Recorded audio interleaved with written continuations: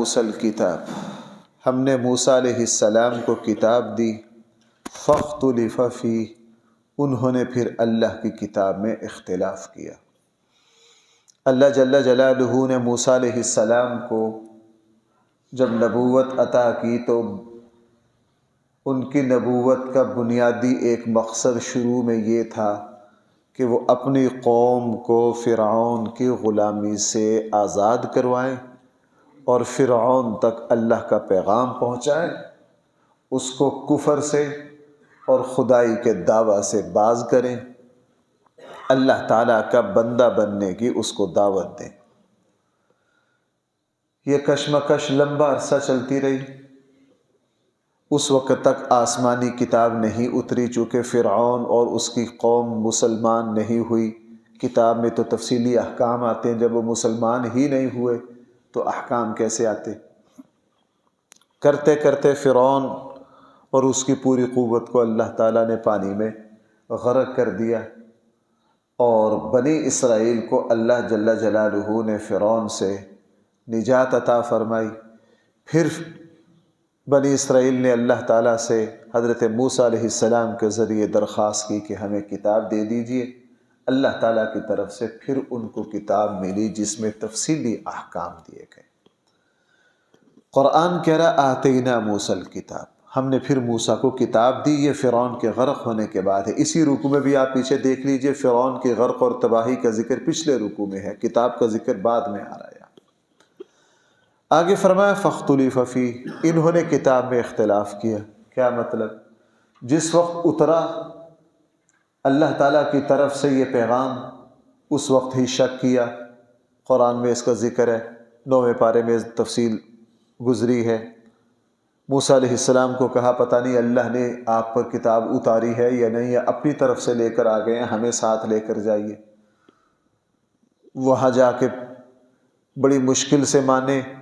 پھر تورات کے بارے میں طرح طرح کے اختلاف انہوں نے کیے، کچھ نے مانا کچھ نے نہیں مانا۔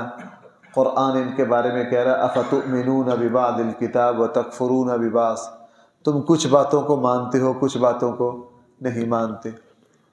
اور پھر موسیٰ علیہ السلام کے بعد یحرفون الکلم عن مواضعہ، قرآن ایک جگہ کہہ رہا انہوں نے تحریف کی، تبدیلی کی، اور زبان کو بگاڑ بگاڑ کے الفاظ اور معنی میں فرق ڈال دے۔ السنتہم بالکتاب لتحسبوہ من الکتاب وما ہوا من الکتاب، اس کو بھی قرآن بیان کر رہا ہے۔ انہوں نے پڑھنے کے فرق ڈال کر جہاں الفاظ کچھ بنتے ہو، تھوڑا سا زبان کی تبدیلی سے وہاں لفظ کچھ اور ہوتا ہو تو بگاڑ دیتے، تاکہ وہاں گنجائش نکل آئے۔ وہاں کیا نکل آئے؟ گنجائش نکل آئے۔ اور قرآن کریم نے دوسری جگہ خود بیان کیا کہ ان کی صورتحال یہ تھی کہ انہوں نے پھر آگے چل کر ان کے علماء، ان کے مشائخ اتخذوا احبارہم ورہبانہم اربابا من دون اللہ، سورہ توبہ میں قرآن کہہ رہا ہے، انہی کو قرآن کی حیثیت دے دی۔ ان کے جو بڑے بڑے مذہبی رہنما اور مقتدا تھے، وہ اپنی طرف سے رائے دے کر کہہ دیتے یہ اللہ کا حکم ہے، حالانکہ وہ اللہ کا حکم نہیں ہوتا تھا، وہ اللہ کا حکم نہیں ہوتا تھا۔ اپنی طرف سے اتنا انہوں نے ادھم مچایا کہ یہ تمیز کرنا مشکل ہو جاتی تھی کہ کون سی بات جو ہے وہ اللہ کی ہے اور کون سی بات ان کی بنائی ہوئی ہے۔ آپ کو پتہ ہے جس وقت فضا ابر آلود ہو جائے، آلودہ ہو جائے، تو پھر سیدھی راہ اور الٹی راہ کا پتہ نہیں چلتا۔ تو ان کا قرآن کریم جگہ جگہ ان کا ذکر کرتا ہے، تقریباً 7-8 جگہ قرآن کریم نے یہ کہا ہم نے ان کو کتاب دی، انہوں نے کتاب کے بارے میں کیا کیا؟ اختلاف۔ یہ تو اللہ جل جلالہ کی طرف سے اس امت پر کوئی خاص ہی فضل ہے، اور اللہ نے اس دین کی حفاظت اپنے ذمے لی ہے، اور قیامت تک یہ دین محفوظ رہے گا، اور قیامت تک یہ دین محفوظ رہے گا۔ اس لیے قرآن کریم کے لفظ میں کوئی تبدیلی بھی کرنا چاہے تبدیلی کر۔ علماء نے 1400 سال میں اہل علم نے ایسے ایسے ضوابط پکے کیے ہیں قرآن کے. مثلا قرآن کریم کا صرف ترجمہ نہیں چھاپا جا سکتا، چھاپنا حرام ہے. کہیں کسی آیت کا حوالہ تو دیا جا سکتا ہے، وہ بھی اچھا نہیں. ہمارے یہاں صحافی اس طرح کے لوگ جب کالم لکھتے ہیں نا تو بس وہ کیا کر دیتے ہیں، صرف ترجمہ کر دیتے ہیں. یہ منع ہے، اسلام میں اس کی اجازت نہیں، چونکہ یہیں سے چور دروازہ نکلتا ہے. ایک امت کے علماء نے قانون تو یہ بنایا، قرآن کریم کا کہیں حوالہ دینا ہے تو کیا کرنی، قرآن کی آیت لکھنی ہے، پھر اس کا ترجمہ کرنا ہے، تاکہ ہر کوئی پڑھ سکے کہ اصل الفاظ یہ ہیں، یہ ترجمہ ہے. میں نے کئی مرتبہ آپ سے عرض کیا، میں آپ کو تنقید نہیں کرتا. جیسے ڈاکٹر ذاکر نائک ہیں، ان کی بڑی خدمات ہے، میں آپ کو ان کے بارے میں، ان کا جو طریقہ ہے، لوگ کہتے ہیں یہ بہت اعلیٰ ہے. وہ بتاتے ہیں سورت نمبر فلاں، آیت نمبر فلاں. حالانکہ یہ طریقہ ٹھیک نہیں. یہ طریقہ ٹھیک ہے؟ جب آپ کو کہہ دیا سورت نمبر 12، آیت نمبر 185، آپ کو پتہ چلا؟ بھائی بولیے ذرا. میں نے جس طرح آپ سے کہا ہے اتخذوا احبارهم ورهبانهم اربابا من دون اللہ، آپ کو پتہ چل گیا کہ نہیں یہ قرآن کی آیت ہے یا نہیں ہے؟ صحیح طریقہ، اللہ کے نبی جب بھی کبھی خطبے میں قرآن کا حوالہ دیتے، اللہ کے نبی آیت پڑھتے. اللہ کے نبی کیا کرتے؟ آیت پڑھتے. اس سے جب یہ چیز رواج پا گئی، انہوں نے اس طرح ہی کیا. یہودی علماء اصل الفاظ ذکر نہ کرتے، اصل الفاظ ذکر نہ کرتے. اس لیے اسلام میں 1400 سالوں سے علماء نے اس بات کو لازم کر دیا، اگر قرآن کریم کا کہیں حوالہ دینا ہے تفصیلی اس میں، تو آیات پڑھنی. پھر آگے ان کا کیا، صرف ترجمہ چھاپنا جائز ہے، بلکہ سختی یہاں تک کی، اور وہ اللہ تعالیٰ نے کروائی بالکل صحیح تھی، کہ یہ جو قرآن لکھنا ہے اس میں رسم عثمانی کی پابندی کرنا لازم ہے. رسم عثمانی کی پابندی کرنا لازم ہے. دیکھیے یہاں کتاب لکھ رکھی ہے، آپ ذرا دیکھیے نیچے، آتینا موسی الکتاب. یہاں تا کے اوپر کیا ہے؟ کھڑا زبر. بھائی ایسے ہی ہے. اس وقت عربی اور اردو دونوں کا اسلوب یہ ہے کہ تا کے بعد الف لکھا جاتا ہے اور با الگ لکھی جاتی ہے. کیوں جی؟ ایسے ہی ہے. ہماری اردو میں بھی اس وقت انداز یہ ہے اور عربی میں بھی یہی ہے. لیکن حضرت عثمان نے، صحابہ اکرام نے جب قرآن لکھا، انہوں نے کتاب کو اس طرح لکھا تھا کہ با کو کتاب کا حصہ بنایا اور تا کے اوپر کیا لگایا؟ کھڑا زبر، الف کو واضح کرنے کے لیے. یہ رسم عثمانی ہے. قیامت تک کتاب کو قرآن میں اسی طرح لکھنا ہے. اس میں آپ اپنی طرف سے تبدیلی، اگر کل کوئی کاتب کہے کہ یار میں اب تا کے بعد، تا کے اوپر کا کھڑا زبر ختم کرتا ہوں، تا کے بعد الف لکھتا ہوں، کیا ہو گیا؟ کیتا. میں با کو کیا کرتا ہوں؟ الگ لکھتا ہوں. اس کی اجازت دی جائے گی؟ ہرگز اجازت نہیں دی جائے گی. جناب آپ تھوڑی سی ترمیم کر رہے ہیں، کل کو اور ترمیمیں ہو جائیں گی. اس لیے چونکہ صحابہ اکرام نے جب الکتاب کو اس طرح لکھا تو اس کو اسی طرح لکھنا بھائی کیا ہے؟ ضروری ہے. اور اسی لیے جب کچھ عرصہ پہلے عرب دنیا میں یہ تحریک چلی کہ قرآن کا جو رسم ہے اس کو اب موجودہ عربی کے مطابق کیا جائے، تو عرب دنیا کے سب علماء اس پر جم گئے اور ان کا جی نہیں، رسم عثمانی میں تبدیلی نہیں کرنے دیں گے، رسم عثمانی میں تبدیلی کرنے. پھر عرب دنیا میں، عرب ملکوں نے قانون بنا دیا کہ جناب رسم عثمانی ہی لکھنا ہے. اگر رسم عثمانی کے خلاف، سعودیہ میں ہوا تھا، ایک صاحب نے اپنے، وہ اس پر بڑے بضد تھے، انہوں نے قرآن چھاپے. سعودی حکومت نے اسی وقت ان کو ضبط کیا، ان کی جو پریس ہے اس کو بین کیا، ان کے پورے ادارے کو بند کیا اور ان کو 8 سال کی سزا دی. کتنے سال کی سزا دی؟ کہ جناب تم رسم عثمانی میں تبدیلی نہیں کر سکتے. بہرحال فرمایا وَلَقَدْ آتَيْنَا مُوسَى الْكِتَابَ، ہم نے موسیٰ کو کتاب دی. فَاخْتُلِفَ فِيهِ، انہوں نے پھر اس میں کیا کیا؟ اختلاف کیا. وَلَوْلَا كَلِمَةٌ سَبَقَتْ، اگر نہ ہوتی وہ بات، سبقت، من ربک، جو طے کر دی تیرے رب نے پہلے سے، لَقُضِيَ بَيْنَهُمْ، کو ان کے درمیان فیصلہ کر دیا جاتا۔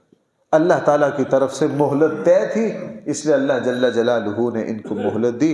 وَإِنَّهُمْ لَفِي شَكٍّ مِّنْهُ مُرِيبٍ، مریب بھی شک کو کہتے ہیں، شک بھی شک کو کہتے ہیں۔ جب شک انتہائی خطرناک حد تک ہو تو پھر شک کے ساتھ مریب کا اضافہ کر دیا جاتا ہے۔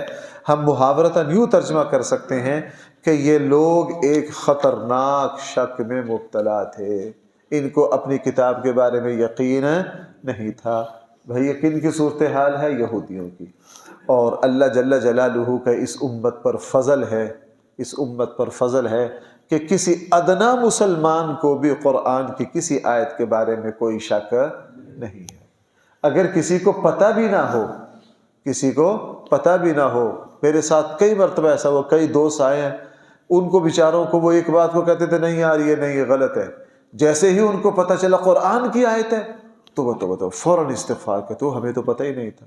پھر ہم سے مفتی صاحب میں تو سمجھتا تھا اس کو ویسی بات ہی تو قرآن کی بات ہے، میں نے تو کئی جگہ کہہ دی یار یہ کوئی بات نہیں ہے، لیکن اب تو یہ قرآن کی آیت ہے تو اس کا کفارہ کیا ہے؟ کیوں جی ایسا ہوتا ہے کہ نہیں؟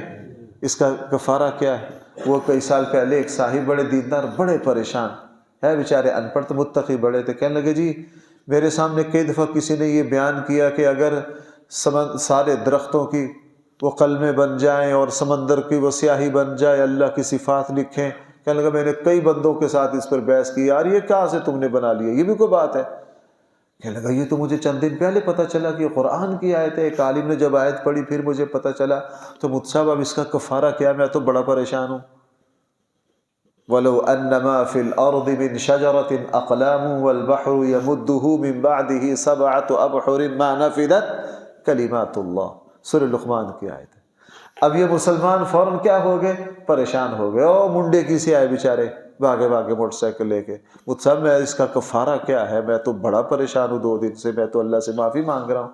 میں نے کہا بھائی آپ نے کون سا جان بوجھ کر کیا ہے، آپ کو پتہ نہیں تھا، آپ اس پر توبہ استغفار کیجئے، کچھ نہ کچھ صدقہ کر دیجئے، کچھ نہ کچھ کیا کر دیجئے، صدقہ کر دیجئے۔ تو کوئی ادنا سے مسلمان بھی ہمیں ایسا نہیں ملے گا جو کیا کرے، قرآن کی کسی آیت کے بارے میں شک کرے، یہ اللہ پتہ نہیں، مجھے یوں لگتا ہے رسول اللہ صلی اللہ علیہ وسلم ہمارے آقا نے پتہ نہیں تنہائیوں میں اللہ سے اپنی امت کے لیے کتنی کتنی دعائیں مانگی ہے، کیا کیا مانگا ہے، کیا کیا مانگا ہے، اس لیے یہ اس کی برکت ہے۔ وَإِنَّ كُلًّا لَمَّا لَيُوَفِّيَنَّهُمْ رَبُّكَ أَعْمَالَهُمْ، یقیناً تیرا رب ان سب کے عملوں کا پورا پورا بدلہ ان کو دے گا۔ إِنَّهُ بِمَا يَعْمَلُونَ خَبِيرٌ، بے شک لوگ جو کچھ کر رہے ہیں وہ اللہ دیکھ رہا ہے، لوگ جو کچھ کر رہے ہیں وہ اللہ دیکھ رہا ہے۔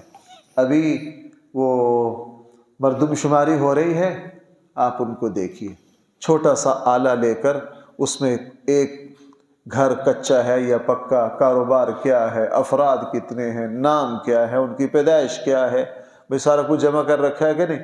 اب ایک بٹن دبائیں گے سارے خاندان کا سب کچھ نکل آئے گا۔ میں نے کہا جناب یہ انسان خود ایسا آلہ ایجاد کر لیا کہ گھر کے سربراہ کا شناختی کارڈ صرف اس کے سامنے ہی اسکین کرتے ہیں، پورا سارا کچھ آ جاتا ہے۔ تو جناب اوپر سے یہی انسان یہ کہتا ہے کہ میں جو بھی کر رہا ہوں میرے اللہ کو پتہ نہیں چلتا۔ جناب جب تمہاری مشینیں سارا کچھ کر دیتی ہیں تو اللہ وہاں جب غیبی مشینیں، وہ غیبی چپیں جو ہیں ہمارے جسم سے جب واضح ہوں گی نا، وہاں ایک انگوٹھا رکھیں گے تو 40 سال کی ساری اچھائیاں اور برائیاں سامنے آ جائیں گے۔ کیوں بھئی ایسا ہوگا کہ نہیں ہوگا؟ میں اس کو بہت عرض کرتا ہوں کہ سائنس جتنا ترقی کرے گا اسلام کو کیا کرے گا؟ ثابت کرے گا۔ اس کو پکا کر لو اس لفظ کو، سائنس جتنا ترقی کرے گا اسلام کو، سائنس جو ہے یہ اللہ کی لونڈی ہے، یہ اسلام کی لونڈی ہے، یہ اس سائنس، ہم سائنس کا معنی کرتے ہیں اس نظام میں جو سچائی ہے، جو فطرت ہے، ہم سائنس اس کو سمجھتے ہیں۔ جیسے جیسے تحقیقات ہوتی جائیں گی پتہ چلتا جائے گا، پتہ چلتا جائے گا۔ اس لیے فرمایا انہ بما یعملون خبیر۔ آگے فرمایا فاستقم کما امرت، اے نبی جی آپ بالکل سیدھے رہیے جیسا کہ آپ، بھائی شاید کو ذرا ہم تھوڑا تفصیل سے سمجھیں گے۔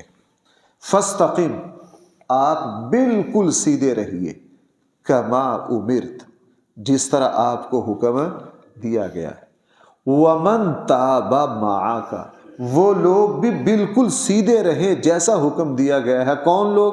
وَمَن تَابَ مَعَكَ، جن کو جو لوگ آپ کے ساتھ توبہ کی ہے جن لوگوں نے۔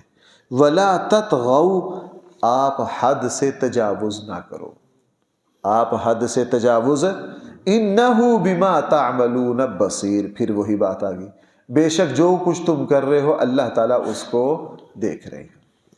اب فاستقم کیا ہے؟ استقام یستقیم استقامتاً کا معنی ہوتا ہے بالکل 100% سیدھا چلنا۔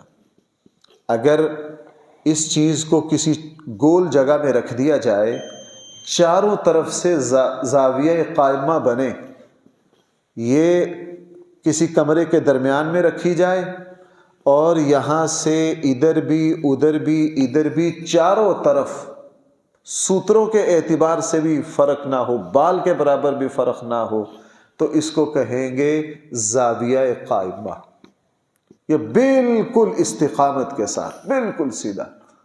اب رسول اللہ صلی اللہ علیہ وسلم کو حکم دیا گیا، نبی جی آپ بھی اور آپ کو ماننے والے بھی، انہوں نے سیدھا چلنا ہے۔ کس طرح؟ کما امرتا، جس طرح ان کو حکم ہے۔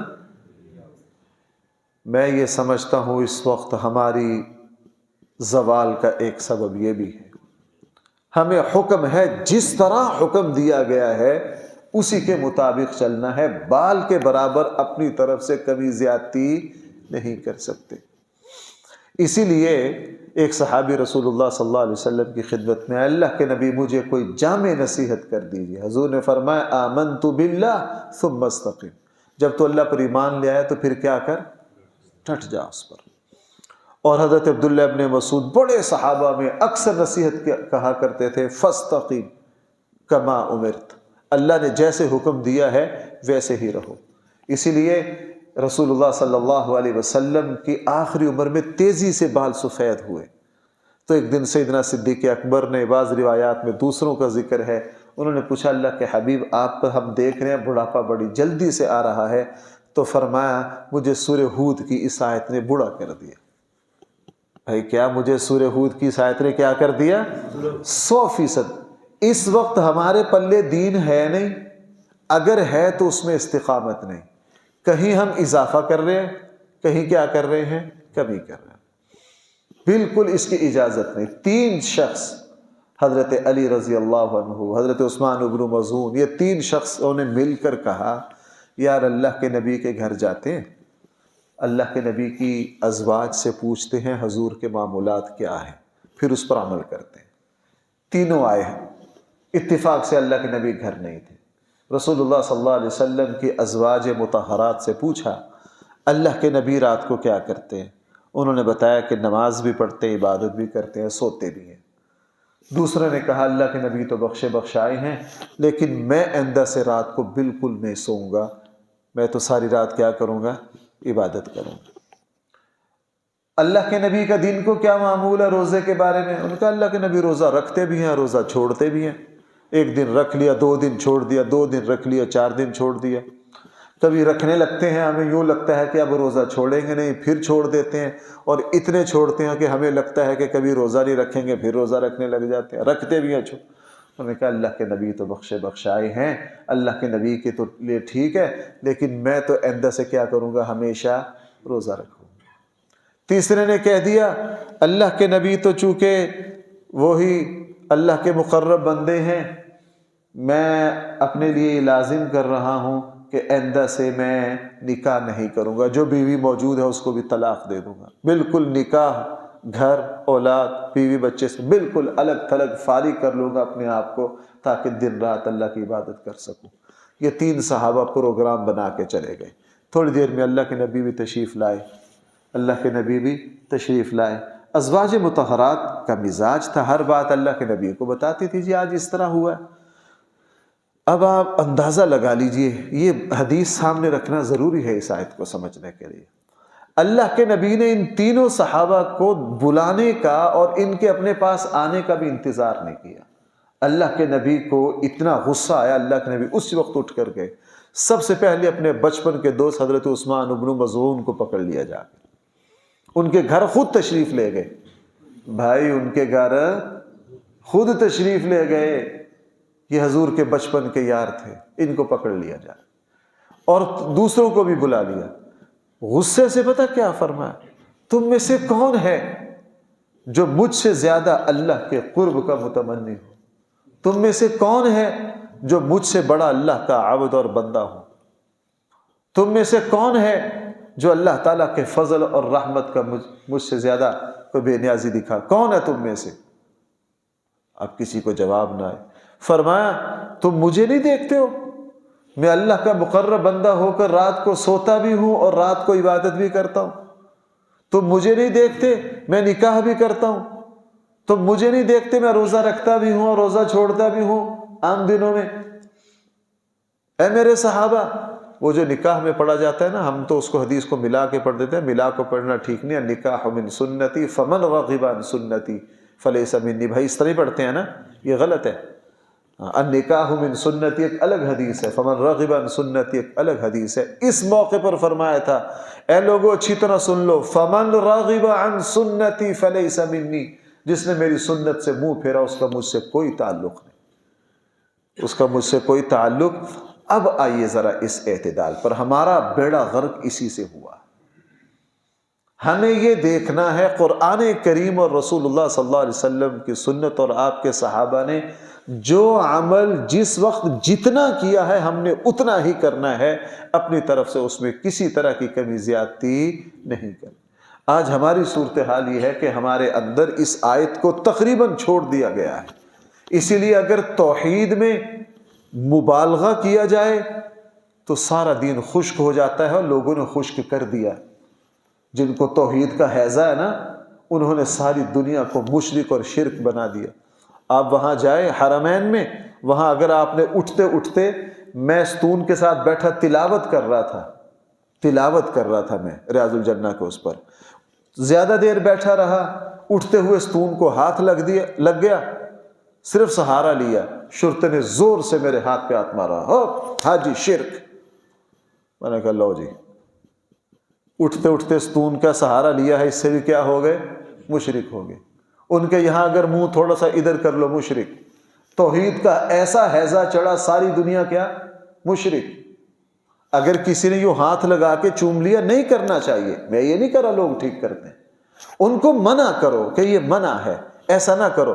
ان کے یہاں شرک سے پیچھے بریک ہی نہیں، ہر کام شرک۔ بیت اللہ کے غلاف کو یوں شرک شرک شرک شرک، بھائی ایسے ہی سنا آپ نے، میں غلط تو نہیں کہہ رہا؟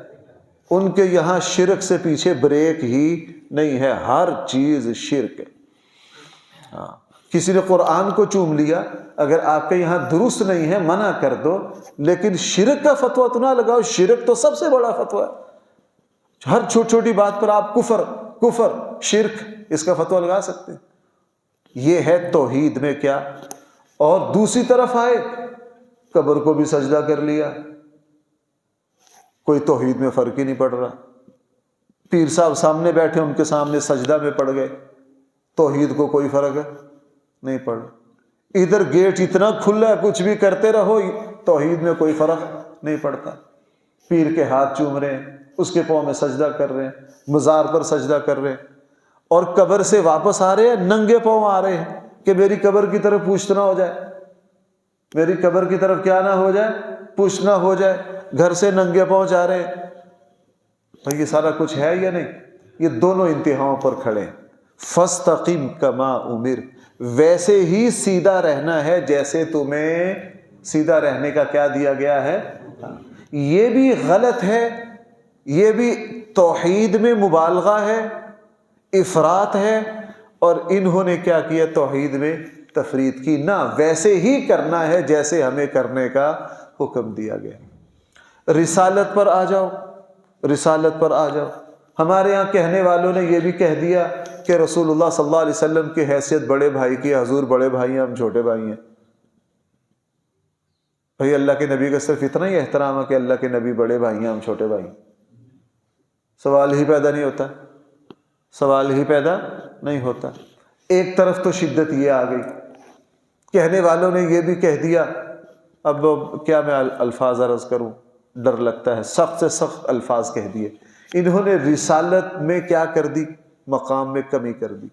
اور دوسری طرف ہمارے بر صغیر کے بھائیوں کو لے لو، ربیع الاول آئے گا، رسول اللہ صلی اللہ علیہ وسلم کے اوصاف اس طرح بیان کریں گے لگتا ہی نہیں کہ یہ خدا کے اوصاف بیان ہو رہے ہیں، یہ نبی کے ہو رہے ہیں۔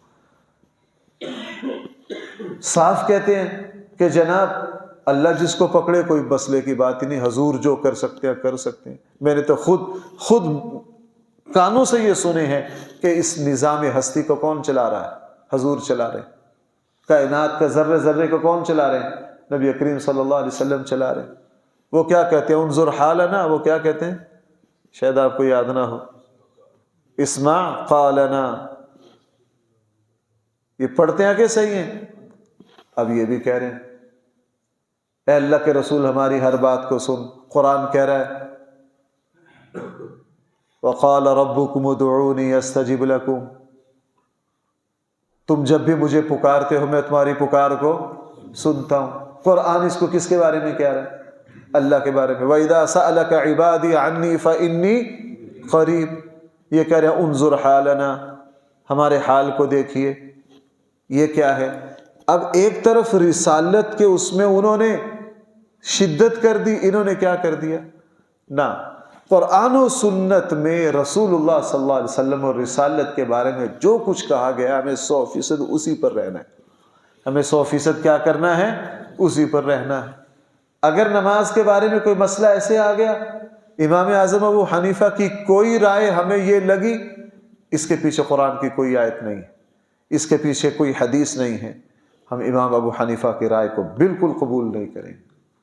امام ابو حنیفہ کی رائے کو، امام شافعی، امام مالک، کسی کی رائے کو ہرگز قبول نہیں کریں گے۔ جہاں ہمیں دلیل ملے گی دلیل پر عمل کریں گے، جہاں ہمیں دلیل ملے گی دلیل پر عمل کریں گے، اور جہاں ہمیں دلیل نہیں ملے گی کسی کی بات کو ہرگز قبول نہیں کریں گے، چونکہ ہمارے اوپر اتباع لازم ہے صرف اللہ کے اور اللہ کے رسول صلی اللہ علیہ وسلم۔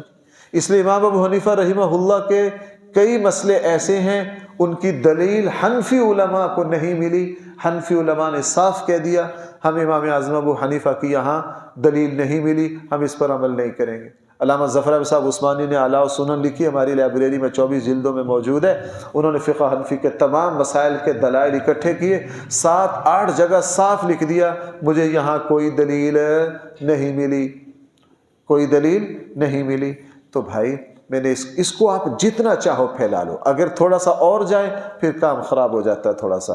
ہمارے یہاں عموماً مزاجوں میں کچھ لوگوں کو دیکھتا ہوں وہ کہتے ہیں کہ اسلام میں بنیادی چیز اللہ کا ذکر ہے، ذکر تھا یہ فاستقم، اتنا ہی کرنا جتنا کرنے کا، بھائی بولو، اتنا ہی کرنا جتنا ذکر ہے، ذکر اللہ ہے، قرآن کا حکم ہے، لیکن انہوں نے 5 نمازوں کی طرح ذکر اللہ کو کیا کر دیا؟ فرض کر دیا۔ وہ کہتے ہیں اسلام میں سب سے بنیادی چیز ذکر ہے۔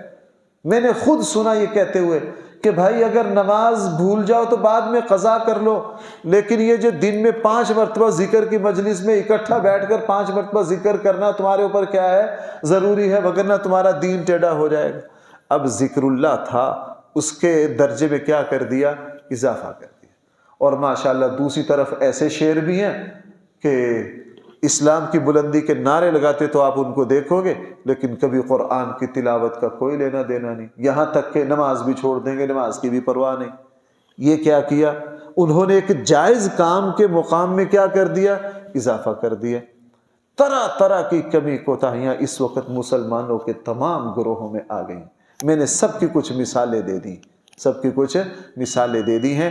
ہم بھی اللہ تعالیٰ سے، ہمارے اندر پتہ نہیں کمیاں کتنی ہوں گی بھائی، کتنی کوتاہیاں ہوں گی، ہم اللہ تعالیٰ سے دعا گو ہے فاستقم کما امرت۔ اے اللہ یہ آیت ہے تو بہت اونچی، لیکن ہم سب کو کوشش کرنے کی توفیق دے، فاستقم کہ ہم بالکل سیدھا رہیں دین پر، کما امرتا جیسا کہ آپ کو بھائی کیا دیا گیا ہے، اللہ تعالیٰ کی طرف سے حکم دیا گیا ہے۔ یہ سلسلہ کلام چل رہا ہے۔ اگر رمضان شروع ہو گیا تو انشاءاللہ رمضان کے بعد سے یہاں سے چلیں گے، اگر کل کا درس کا موقع ہوا تو انشاءاللہ کل اس کو پورا کریں گے۔ اللہ تعالی ہم سب کو صحیح فہم عطا فرمائے۔ الحمدللہ رب العالمین والصلاة والسلام علی سید الانبیاء والمرسلین۔